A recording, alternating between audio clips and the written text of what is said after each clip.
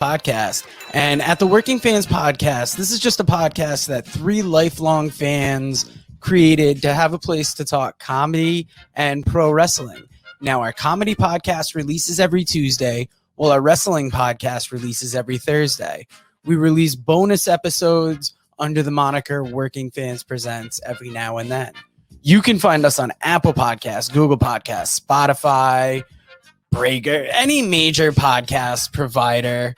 The important thing is just please like, rate, review, subscribe wherever you listen to us. Now, we have started a new thing. We are now on Amazon and Audible. So those episodes release every Monday. And that's kind of going through the archives and just releasing our old episodes in a new area. So if you want to live through the process with us again, take that journey with us again, you can find us over on Amazon and Audible. Now, if you can't get enough of us in the audio form, check out our YouTube. It's youtube.com/C/Working Fans Wrestling Pod, or just search Working Fans Podcast on YouTube. We have the whole archive is up there. And if you listen to the Working Fans Podcast, you are more than familiar with the 531. That is our signature segment where we take your top 5 list on a particular subject, vote it down to a top 3, and then debate it down to a top 1. Now, guys, if you want to hear 3 guys talk shit about comedy, wrestling, life, anything, you will enjoy the Working Fans Podcast. Fans, welcome back for Working Fans Saturday, episode 39. Today, we're going to do a live 531 on the top dream opponents for Daniel Bryan and AEW, as well as next week's NEW show.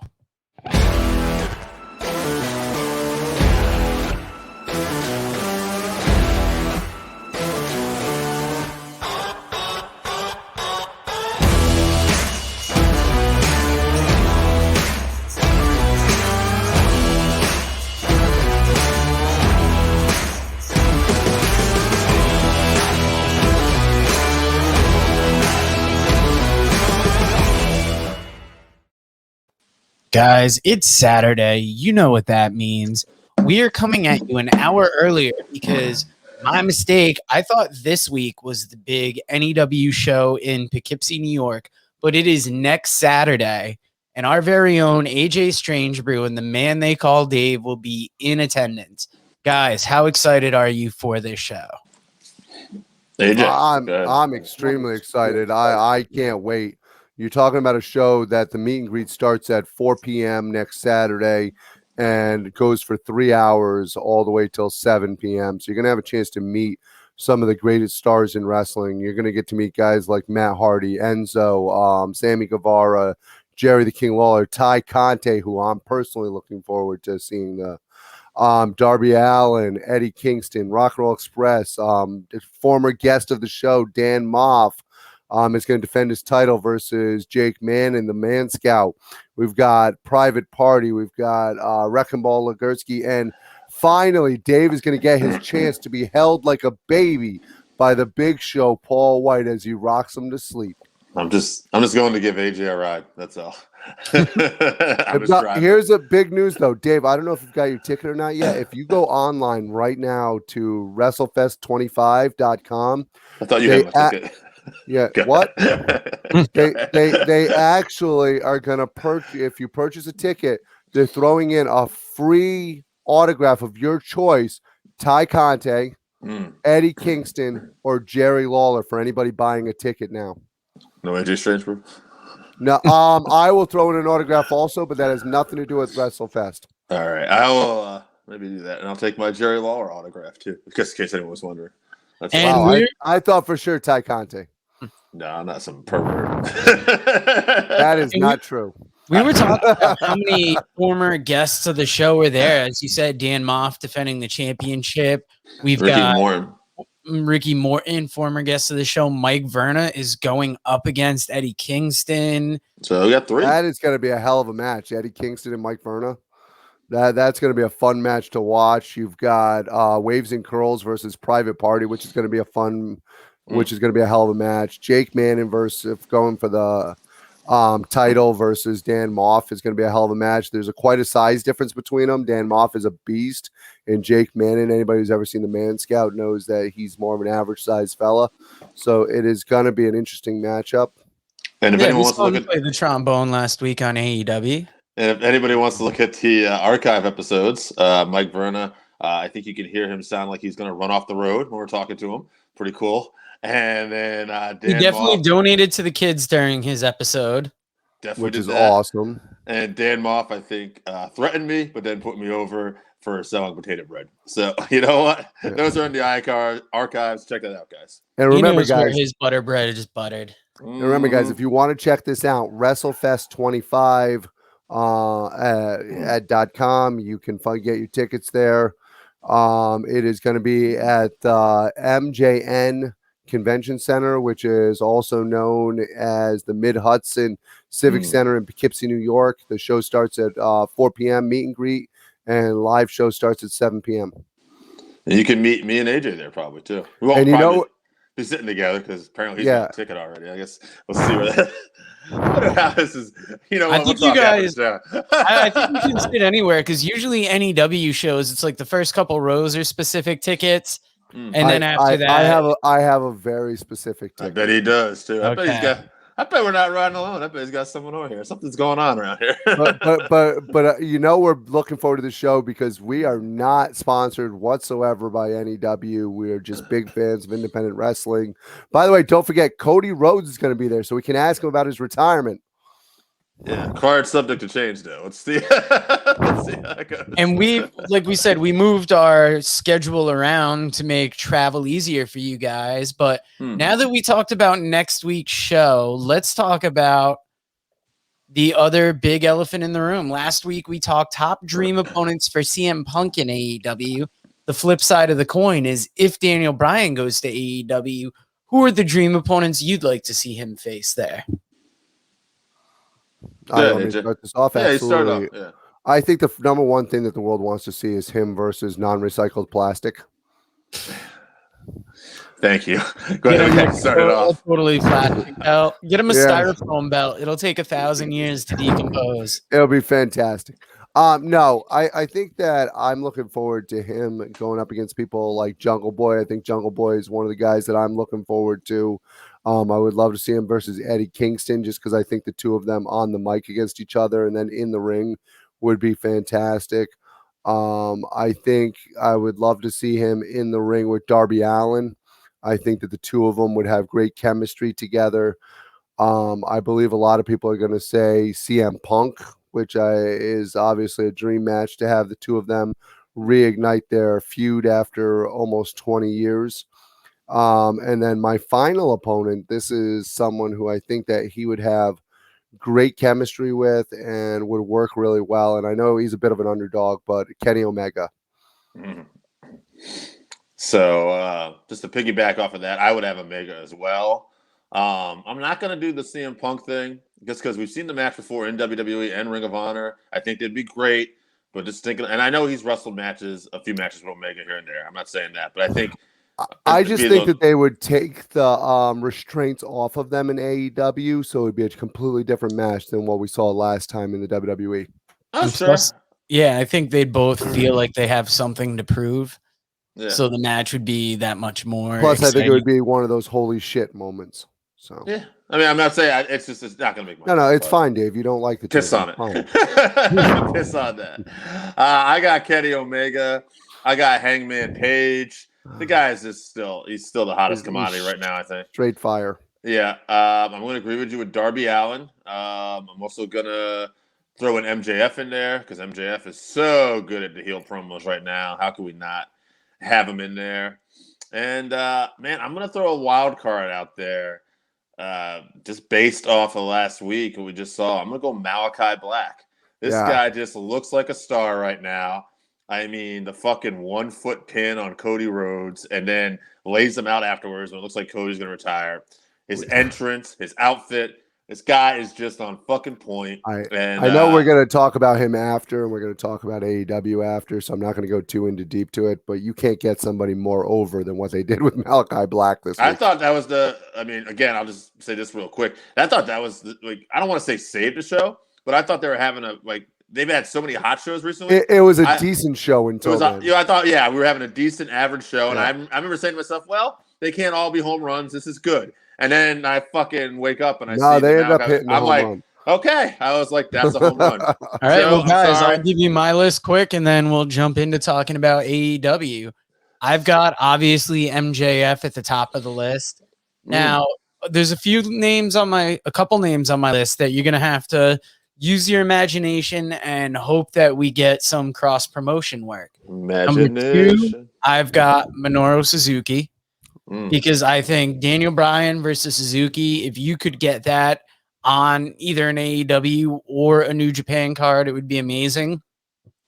Daniel Bryan versus Josh Alexander, I think they would have match of the year if they got together. And then I finished out my list. Goes on fire. Kenny Omega and CM Punk. And just like what AJ said, I think that him and Punk, even though it's happened a couple times already, they're both coming into this organization new. They both, I feel like they have something to prove. And it's not something you do right away, but when it happens, it's going to have such significance that I think it's going to be one of his more anticipated matches. Now, we're not going to knock it down to a top 3 and a top 1, because like you guys said, AEW was so exciting this week. Let's get into talking about it, because I was gonna no way Cody can retire, right? Yeah, it would have been Kenny Omega was number 1. So anyway, number 2 MJF, number 3 CM Punk, or first. It would have been fine. You can reverse that. Hangman, you could have thrown him in. Anyway, tell us what we're gonna do. AEW was, like I said, I thought was kind of was an okay show up until the end. I will say we built more heat on Hangman Page, which to me says, okay, that match is coming.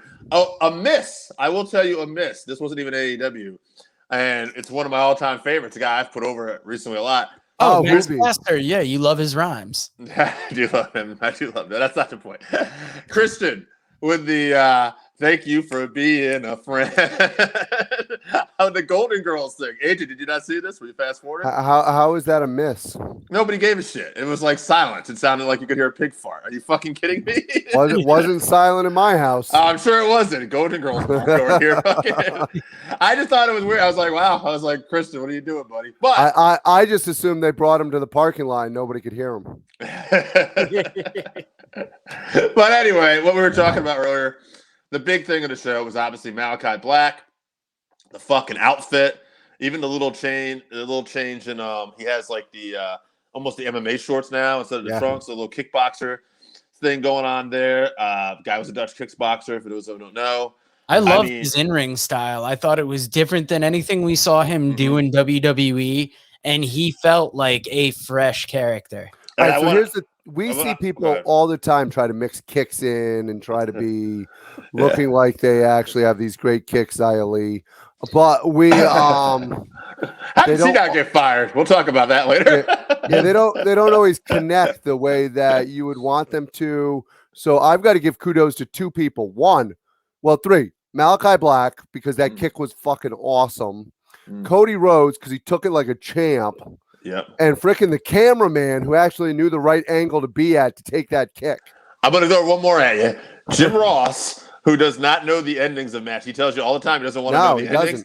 And it was so great because of the way he sold it. You could tell he legit did not know he was going to get pinned like that. So when Malachi Black put the foot on the ropes or put his foot on Cody's chest, you could hear Jim go, well, obviously that's not going to get it done. And then Jim marks out louder than anybody because he can't believe it's on. So the whole thing was just so well done, and you can't do more to put somebody over. That's if you wanted Malachi Black to be a beast, And then Cody's doing his retirement, about to put the boots in the ring, and Malachi jumps him again with a chair. Yes. You can't do more than this. The only thing is they're trying to get him to be a heel, and I don't know if it's working because he is getting some babyface pops. They love him. He's getting over it. Well, they got him attacking the wrong person. Cody can be very John Cena-esque in the sense that sometimes people are going to cheer him and sometimes people aren't, because he comes across as smug and comes across as almost heel-like. And Malachi Black is freaking getting over and over and over. I don't want to see him, stop the push of Hangman Page, but that's a guy that he would have been able to get a lot more heat if he had done this stuff, say, with a Hangman or even a Darby Allin, maybe. Absolutely. Yeah. Or even, how do you guys feel about Christian getting that title opportunity? I think it's fine. I don't think Christian's connected like I hoped he would. I think he's going to have to go heel in AEW, but he should. That's what he is. I think it's fine for that Chicago, that Rampage. They're going to be at the United Center because obviously we all know, we're all believing CM Punk is going to be there. Yeah.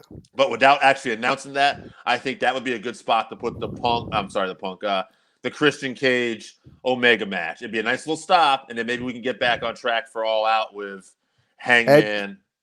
Edge and Christian on the ENC podcast and on their shows have always talked about the fact that Christian is a natural heel. It's who he is. And it's just not comfortable. Christian is never connected as a babyface.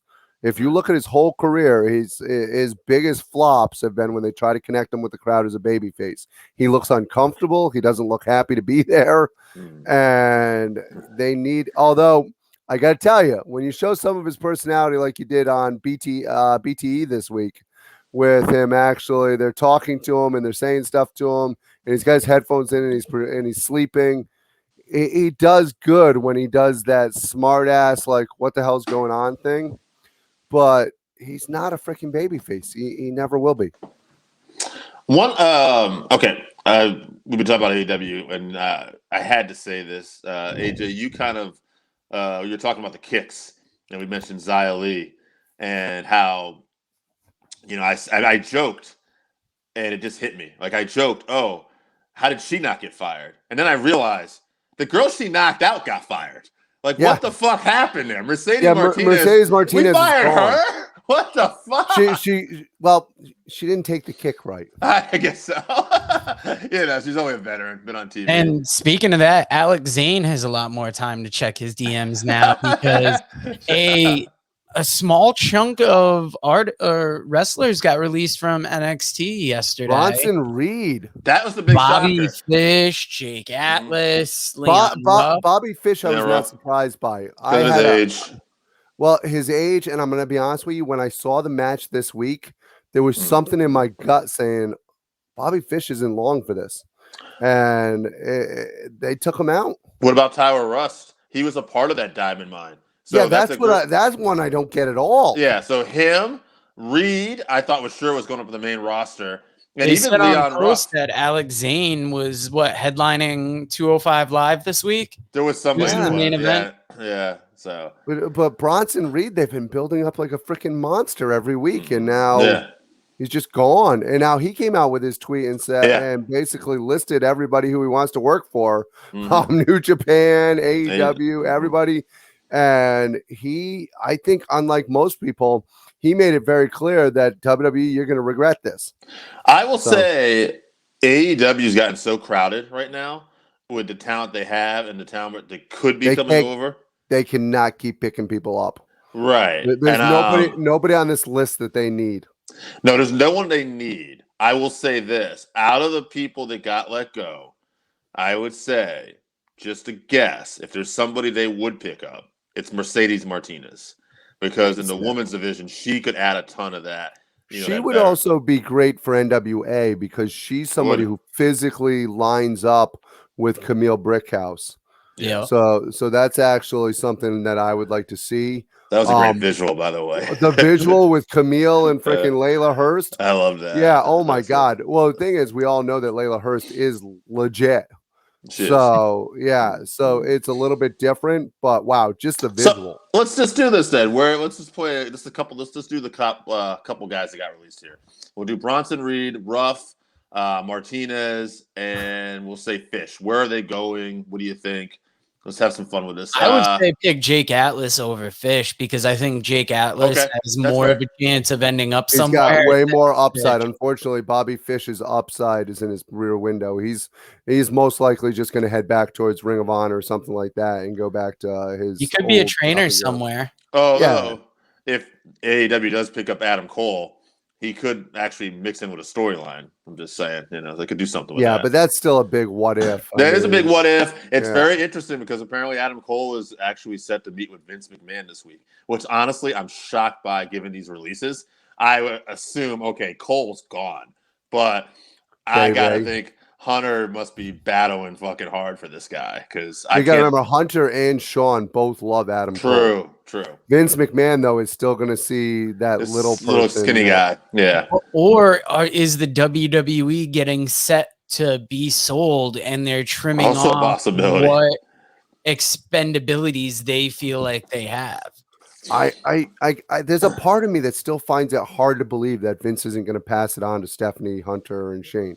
Yeah, I don't know. You would like to think, but I think last year selling his stuff to Peacock, that is a step that he previously wouldn't have taken. Like, remember for years, his goal was to build his own network, and he bought up all these wrestling territories for those tape libraries, and then he sold all that.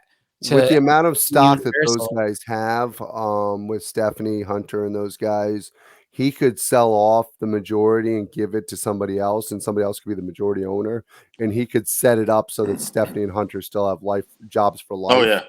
So I wouldn't be surprised. It's just he's such a freaking egomaniac and such a.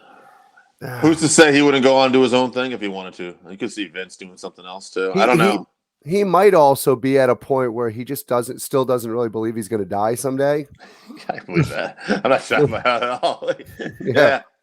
There are people say Vince is still working out like 2-4 hours, like in the middle of the night. Like it's insane, And so you don't know. I mean, his face is definitely aged, but what about? All right, so let's just get back to this for a little bit. Then, what about Bronson Reed? Where do you see him going? Possibly. Is he in AEW or is he in New Japan? I think he's New Japan. He'd be great in New Japan, I think. I think that's the place for him. It doesn't mean he can't go to one of those other ones, but where do you? I don't see where you put him in AEW. What's his name? He's not a big enough name to. You see what he does is he shows up in Impact. He's a upper mid card guy there, and then his chance in AEW is when the Impact talent shows up on AEW TV. That's where I think, I'm not going to say the best place for all these guys to go, because obviously the best place is probably AEW or New Japan. But with the heavy AEW roster right now, I think Impact is probably the best place to. Yeah, you might. Ring of Honor might get a few guys. I mean, Ring of Honor, NWA. Oh God, I mean, I would love to see Bronson Reed or somebody like that in MLW. I'd love to see MLW get some talent out of this. I think Alex Zane, Leon Ruff, they're more likely going to end up in that MLW. See, that's where I see Tyler going to. Okay, yeah. Leo Rush, I see. Leon Ruff. Leon Ruff is that's what I meant. It was just a slip of the. Leon Ruff, I see. I don't know, working somewhere maybe Wendy's. Get the fuck out of here, bro. This guy was having that feud with Isaiah Swerve Scott. It was only like a month or two ago. And it popped off Scott's career. Yeah, I thought it was gonna pop off Ruff's, but when you think about it, he was just getting big and involved before this. He was part of AR Fox's Skulk. He wasn't huge, so I think his time in NXT gave him the biggest spotlight he's had, but he's going to run the indies. He's got to get his name back up. And then if I were him, I would show up in like an MLW or an Impact, make your name there, and then hopefully AEW will get interested. I would try eating more often. I think that the one thing about this, though, is all these cuts and with AEW's crowded roster, I think the landscape of pro wrestling is going to be changing in the next few months. You're going to see, it's a good time for some of these companies to pick up some talents and do some stuff with people. So, in my opinion, AEW doesn't need, especially if they just got CM Punk and Daniel Bryan, they don't need to just pick up people now. And nobody on that list is an eye catcher. And what about Bray Wyatt? Did we talk about the Bray Wyatt? There's another one, right? There's another one they could have too. That's somebody that they need to pick up.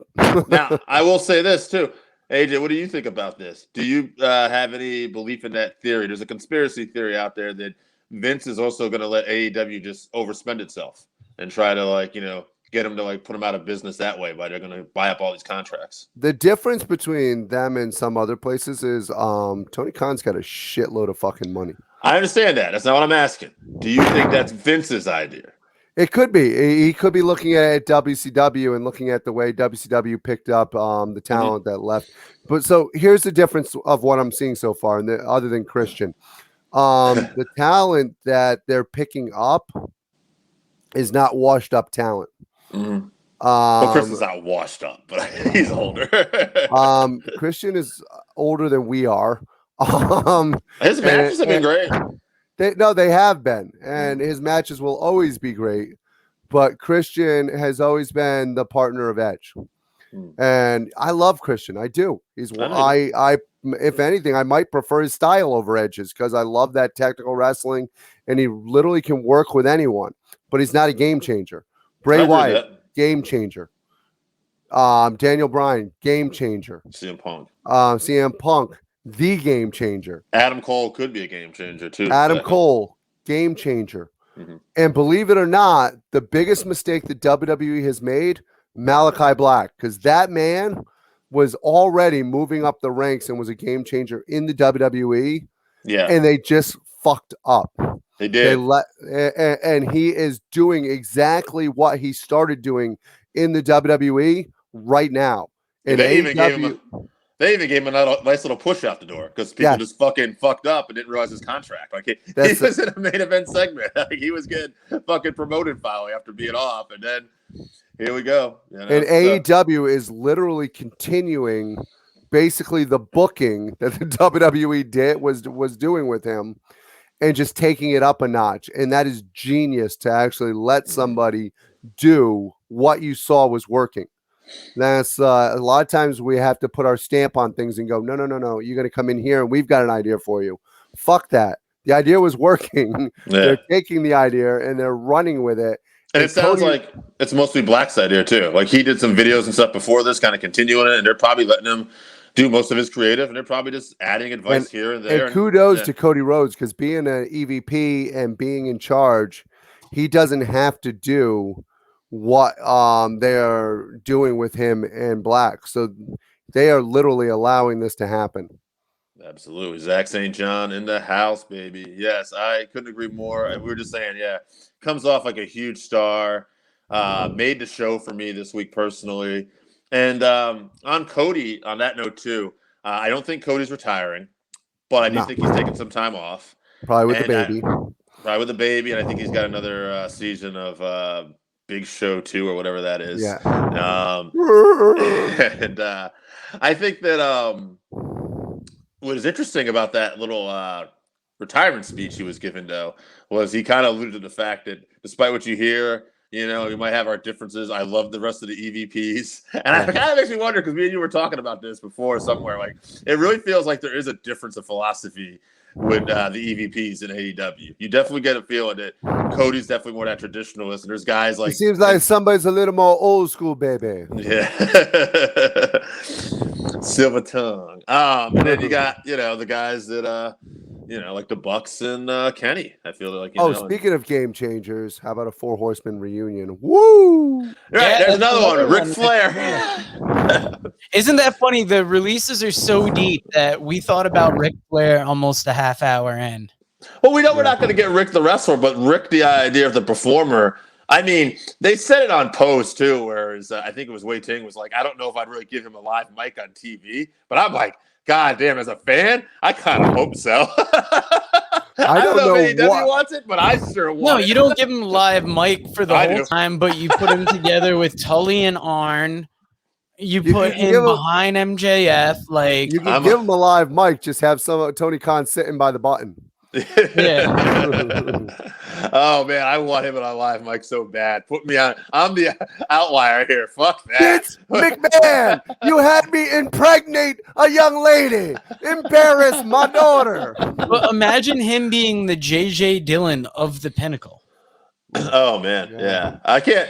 It'll be interesting. I think Tony's a big Four Horsemen fan, so I think we could get a Rick Tully and Iron reunion. And I don't know if they'll bring back somebody. I don't know if there's any other Horsemen that could be brought back. I didn't hear Roma? Barry's doing too well. Yeah, We're not Paul bringing back Roma's Paul all right. Roma for the Horsemen. Get out From the of here. heyday, from the heyday of the Horsemen. Got a better chance of Dean Malenko coming out with him, I guess, if anybody. But Yeah, You probably do. yeah, Yeah, I don't think it if will, but he would be the best shot, probably. if they got a Barry forklift, Windham. if they got a I forklift, don't know. they could bring back That's Barry Windham. yeah. I don't know. I think Barry's the fourth and the fifth Horseman right now. But He's very much taken over the spot of Blackjack in the family. No Lex man. Luger in there. Wheel him out. Sorry, that's not Let him flex a little. Lex Luger, baby. Yeah, look back. All right. Anyway, I feel like Paul Roma would be the best. he's in the best shape. Horseman, yeah. But yeah, they're not going to put him absolutely. in. Paul Roma still looks the same. Yeah, they're not putting him in. But No, I mean I, it sucks because like Malenko would be out there probably if it wasn't for the Parkinson's, right? dude, He still took a bump a few weeks ago. how is Willem? Hey, what about is there part of us that wants to see Ric Flair show up in the NWA though, too, a little bit? I mean, that'd be kinda cool. Absolutely. Ric Flair That out would there. be Actually, good. I think me and Zach were I would talking love to about see this. him out there with freaking Aldis. what's his name? Aldis, yeah, Nick I was Aldis. gonna say, I was actually saying this to Zach. Wouldn't it be cool if Aldis showed up on AEW with the NWA title and Ric Flair, right, as like the consultant, almost Bobby Yeah. Heenan, like Ric Flair's coming out making challenges. Let's say Hangman wins the belt, right, and he's saying, I got a real world's champion for you, and this guy has a belt that means something, and then he brings out Nick Aldis.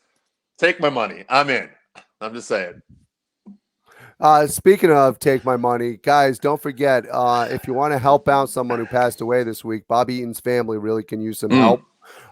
There's if you go to PW Insider or different spots, there are places that you can go to donate to Bobby Eaton to help out with funeral costs and stuff. That's another thing we didn't talk about. We lost Bobby Eaton this week. I mean, there's been a couple wrestling deaths. Bert Prentice. Yeah. I feel like there's another one. And for the three people in Memphis who remember Bert Prentice, we're all very sad. Dude, when our buddy Scott sent us the text in the group, it was Bill Dundee. There was a story about Bill Dundee and Bobby, and it said "Rest in peace." And I thought it was Bill Dundee, and I was like, "Oh, that sucks." And then I looked at it and saw it was Bobby, and I was like, "Oh." Like I was almost crying. I was like, "Oh no," because I just didn't realize. Like when I saw it, like Bobby was just one of my favorites, kind of quietly.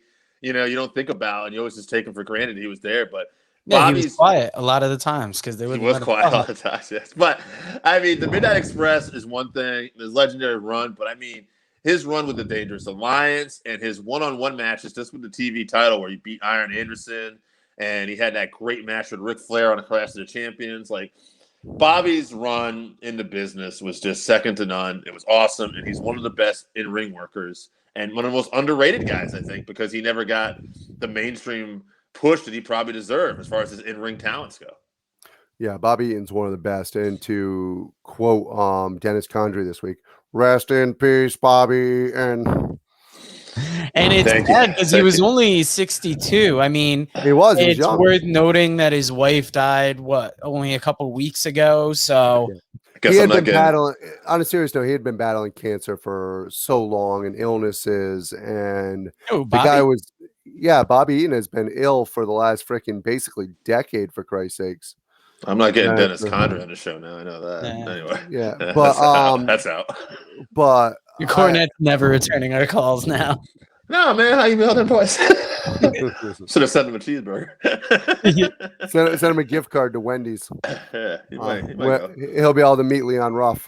Trouble mayo. I think it's tough because in an industry where not too many people are regarded as genuinely good people, Bobby Eaton was one of those that just across the board everybody loved. and you saw the outpouring of support this week. Absolutely. I hope people talk about me as well as they talk about Bobby. Like I saw this stuff for him. Absolutely. It's great stuff. So, but anyway, I guess that's about it, guys. We should probably wrap. I was gonna say, like that group it's of always, meetings it's back always, in the it's day. always good to Wrap it up. It's always good to wrap up on a high note. Now, guys, we don't know quite yet what we'll be talking about next week. Well, we'll definitely be talking about me and Dave's insane journey to Poughkeepsie, which we will be taking next week. Yeah, we'll be getting a preview of that journey. Maybe we'll get a better look at the card. I'm hoping as it gets closer, NEW rolls out the full matches. Yeah, I'm looking forward to knowing the full matches. I'm also, like I said, anybody who wants to join us out there, if you want to check out the show, talk to me and Dave along the way. It's going to be a fun show. Don't miss out next Saturday. If you want to carpool with us, no, but you can meet us there, and it'll be AJ great. will be giving out the hand job of the week. That's a secret menu. You got to go up there. Don't make direct eye contact. But we're gonna do it big show style. And guys, we'll see you next week at noon.